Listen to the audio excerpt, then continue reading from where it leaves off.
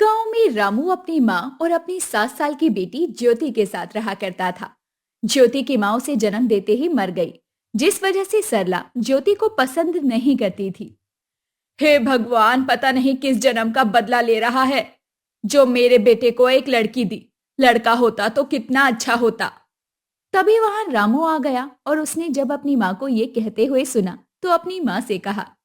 क्या बात है माँ। आप मेरी बेटी के बारे में ऐसा कैसे बोल सकती हैं? मैं उससे कितना प्यार करता हूँ। मुझे पता है बेटा, पर बेटी बाप पर बोझ होती है। नहीं नहीं, ऐसा कुछ नहीं है। मैं अपनी बेटी को बहुत पढ़ाऊंगा लिखाऊंगा और उसे इस काबिल बनाऊंगा कि वो खुद के पैरों पर खड़ी हो सके। ये कहकर रामू फिर से काम करने निकल गया, क्योंकि उसे पता था कि बच्चे देखते देखते बड़े हो जाते हैं।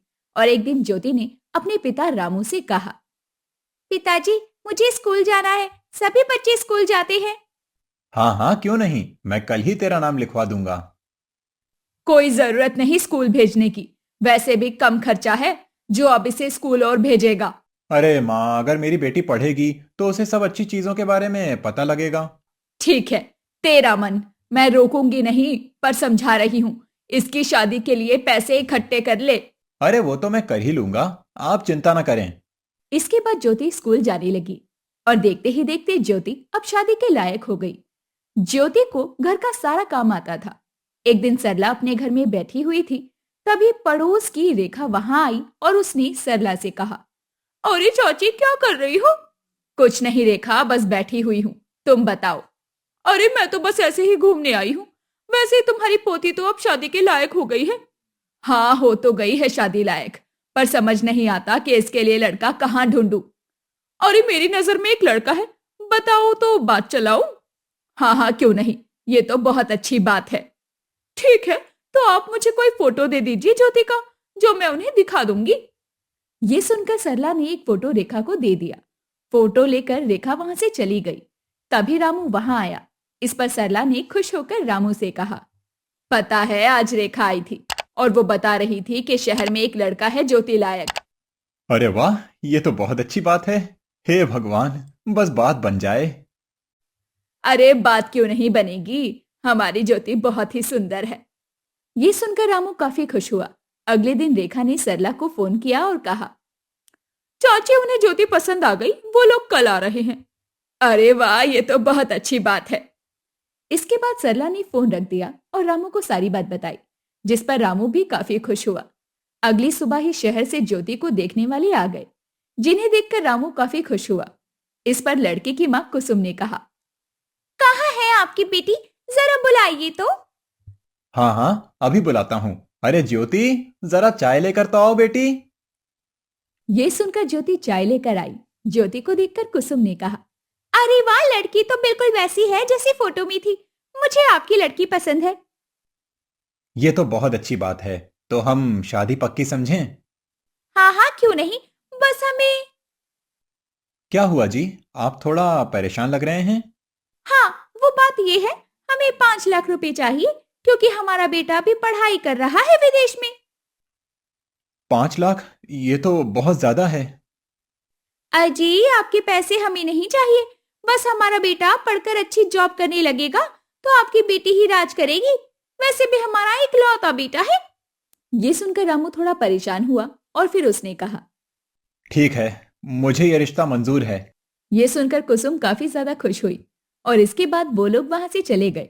पर ज्योति बिल्कुल भी खुश नहीं थी। ज्योति को इस तरह उदास देखकर रामू ने कहा, क्या हुआ, तुम इतनी परेशान क्यों लग रही हो? पिताजी, मुझे ये रिश्ता नहीं करना है। ये लोग दहेज के लोभी हैं। आपने देखा नहीं? अरे बेटी, पैसों का क्या, बस मैं ये चाहता हूँ कि तुम खुश रहो। ये सुनकर ज्योति ने कुछ नहीं कहा।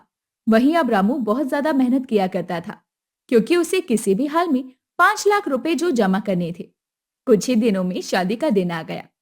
कुसुम बारात लेकर आई, जिसे देखकर रामू काफी खुश हुआ। पर तभी कुसुम ने कहा, दहेज के पैसे कहाँ हैं? हाँ हाँ, अभी देता हूँ। ये कहकर रामू ने कुसुम को पैसे दिए। जब कुसुम ने पैसे गिने तो कहा, अरे ये तो 4 लाख ही है, बाकी के 1 लाख कहाँ है? 1 लाख अभी मेरे पास नहीं है, मैं आपको बाद में दे दूंगा। नहीं नहीं, मैं बारात वापस ले जाऊंगी। आप ऐसा मत कीजिए, मेरी बहुत बदनामी होगी। मैं बाद में दे दूंगा, बस 1 महीने की बात है। ठीक है, पर 1 महीने के बाद दे देना। इसके बाद विकास और ज्योति की शादी हो गई। ज्योति बहू बनकर कुसुम के घर आ गई। उसकी ननद मीना ने उन दोनों की आरती उतारी और मुस्कुराकर कहा, आइए आइए भाभी, आपका स्वागत है। तभी उसकी नजर ज्योति के हाथों पर गई, जो सोने के कंगन उसने पहने हुए थे। इस पर मीना ने कहा, भाभी जी, मुझे आपके ये कंगन अच्छे लग रहे हैं, आप मुझे ये दे दीजिए। नहीं नहीं, ये मेरी माँ की निशानी है, मैं ये आपको नहीं दे सकती। अच्छी बात है, दिख रहा है पहले दिन ही मना कर रही हैं। ये कहकर मीना गुस्सा होकर वहां से चली गई। इस पर विकास को भी थोड़ा गुस्सा आया, पर उसने कुछ नहीं कहा। अगली सुबह ज्योति को उठने में देरी हो गई, जिस पर कुसुम को काफी ज्यादा गुस्सा आया और उसने चिल्लाकर कहा, अरे बहू रानी, अब उठ भी जाओ, तुम यहाँ की महारानी नहीं हो। कुसुम की आवाज सुनकर ज्योति एकदम से अपने कमरे से निकलकर आई और बोली, माफ कीजिएगा माँ जी, आज उठने में देरी हो गई। हाँ हाँ, दिख रहा है, ये तुम्हारा ससुराल है, ना कि मायका। जाओ चाय बना कर लाओ। हाँ हाँ, अभी बना कर लाई। इसके बाद ज्योति सभी के लिए चाय बनाकर लाई, जिस पर मीना ने कहा, माँ चाय तो बड़ी स्वादिष्ट है। हाँ दीदी, क्योंकि मैंने दूध की बनाई है। क्या, तूने पूरी दूध की चाय बना दी? दूध क्या तेरा बाप रख कर गया था? ये आप क्या कह रही हैं माँ जी? मैं सही कह रही हूँ, ज्यादा उछल कूद करने की जरूरत नहीं है। मुझसे बिना पूछे किसी चीज को हाथ मत लगा देना।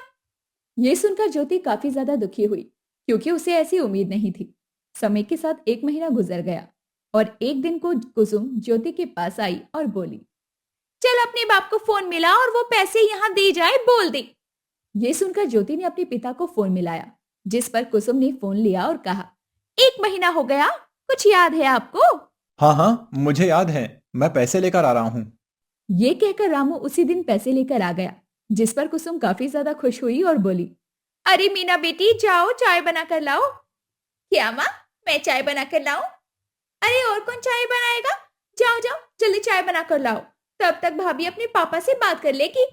ये सुनकर मीना मुंह बनाते हुए चाय बनाकर ले आई। इस पर कुसुम ने कहा, लीजिए चाय पी लीजिए। ये सुनकर रामू ने चाय पी और फिर कहा, अच्छा तो अब मैं चलता हूँ, मेरी बेटी का ध्यान रखना। हाँ हाँ क्यों नहीं, ये तो मेरी बेटी ही है। फिर समय के साथ सब सही चलने लगा। एक दिन विकास ऑफिस से लौट कर आया, जिस पर वो काफी थक गया। उसे इस तरह से देखकर कुसुम ने कहा, क्या हो गया, तुम इतना थक कैसे गए? माँ, मुझे एक कार चाहिए, मैं इस तरह पैदल नहीं जा सकता। अरे तो ससुर जी किस लिए हैं, उसी से मांगती हूँ। ये कहकर कुसुम ने ज्योति से कहा, सुन, अपने बाप से कहना कि एक कार का इंतजाम कर दे। ये क्या बात हुई माँ जी, अभी तो उन्होंने आपको पैसे दिए थे, मेरे पापा के पास कोई पेड़ नहीं है। तुझे तमीज नहीं है अपनी सास से बात करने की? मुझे बहुत तमीज है, पर लगता है आप लोग दहेज के लोभी हो।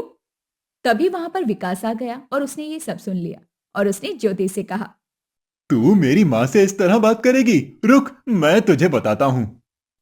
ये कहकर विकास ने ज्योति को बहुत मारा, जिससे ज्योति काफी दुखी हुई। वहीं अब तो विकास रोजाना ज्योति को किसी न किसी बात पर मारा करता, जिससे ज्योति काफी ज्यादा दुखी थी। एक दिन ज्योति ने अपने पिता को फोन करके सब बताया। तभी वहां कुसुम आ गई और उसने कहा, अच्छा तो तूने अपने बाप को ये सारी बातें बता दी है, रुक तुझे अभी बताती हूँ।